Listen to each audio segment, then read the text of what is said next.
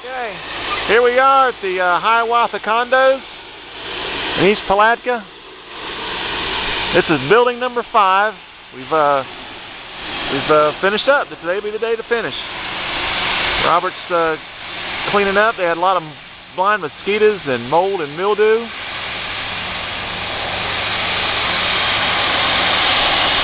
Right here on the St. Johns River in Palatka.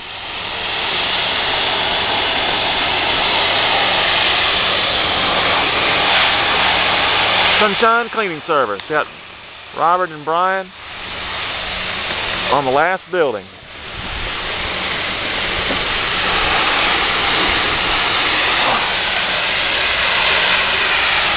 These places get inundated with blind mosquitoes, and we clean them every year or so, and it's coming out real good. There's 5 buildings in the clubhouse.